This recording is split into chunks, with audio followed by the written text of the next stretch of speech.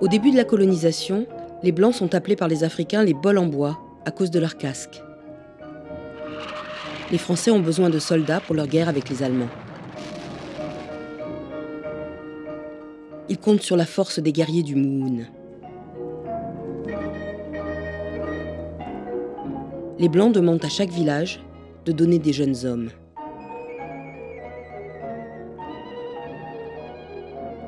Qu'ils partent comme soldats ou comme porteurs ou comme élèves, ils ne reviennent jamais.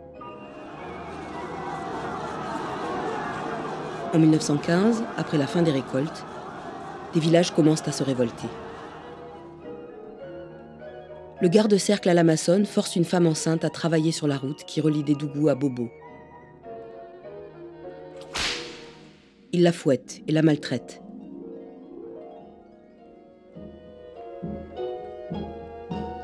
Elle accouche sur la route, devant tout le monde.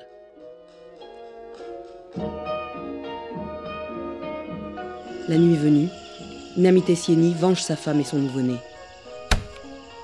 Il hache à l'Amazonie.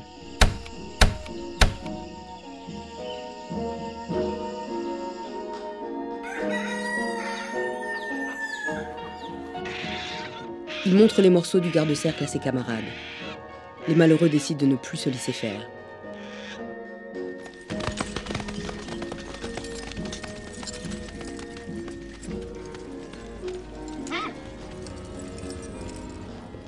Des soldats arrivent à Bona, chez les Dafing, pour réclamer des jeunes.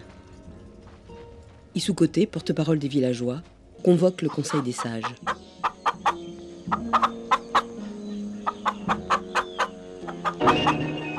Le Conseil des sages parlemente avec un poulet blanc sur un bâton. Issou Koté refuse de donner d'autres jeunes aux Français. Les militaires sont chassés. Les Blancs reviennent avec plus de soldats. Une flûte de guerre joue 3 fois.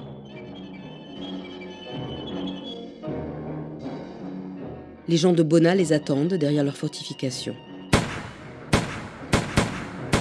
Les villageois résistent bien, mais les fusils des Français tirent loin. Les fusils des forgerons africains sont longs à charger. Les Français tuent de nombreux villageois.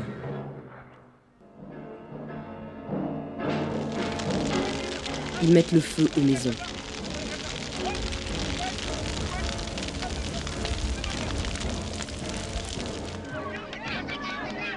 Des renforts arrivent des villages voisins et les Français fuient. Les Français sont barricadés dans la prison de Dédougou. Issou Koté encourage les autres villages à rejoindre la révolte. Il montre les objets pris aux Français pour les convaincre. La résistance s'organise. De nombreux peuples s'unissent contre les colonisateurs. Les forgerons préparent de nombreuses pointes de flèches. Ils forgent des balles et préparent de la poudre à canon.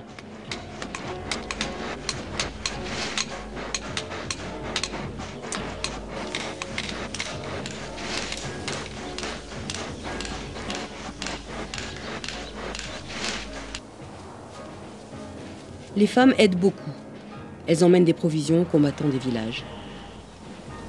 Les communications des Français sont coupées.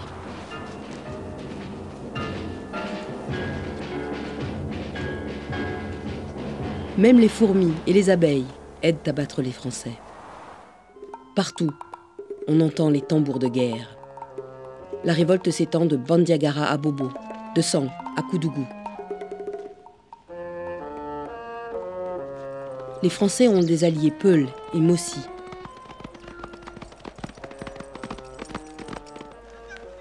Ces guerriers ne plaisantent pas quand ils s'emparent d'un ennemi.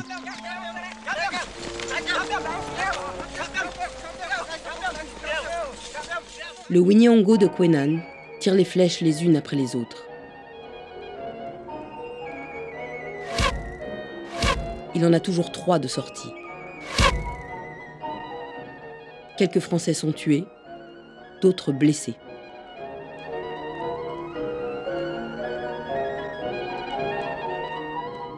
Depuis Dakar, les Français mobilisent toutes les troupes disponibles dans l'Afrique occidentale française.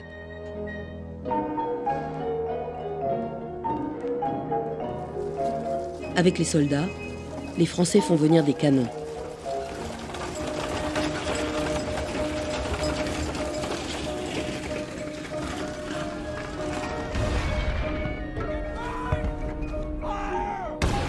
Ils tirent des obus explosifs. Un obus coupe une branche du baobab de Pompoy.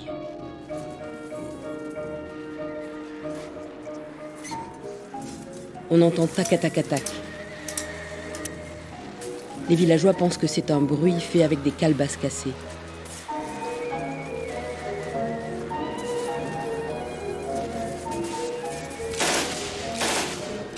Mais ce sont des mitrailleuses. Des milliers de villageois sont tués. La terre est teintée par le sang.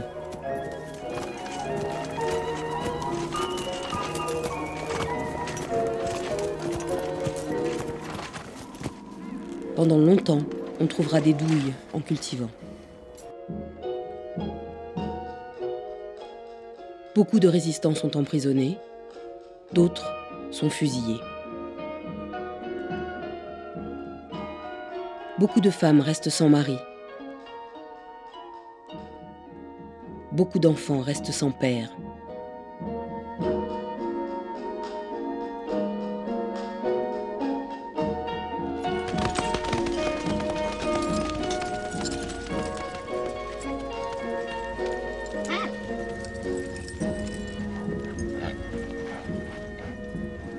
Les Français confisquent les armes et les provisions, laissant la faim derrière eux.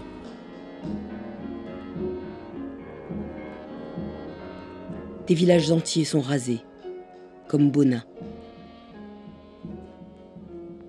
Les champs sont donnés à ceux qui ont soutenu les Français.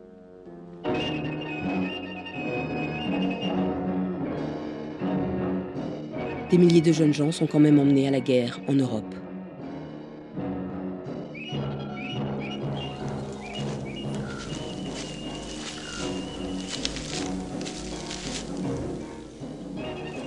Au début des années 40, les gens de Bona peuvent retourner dans leur village.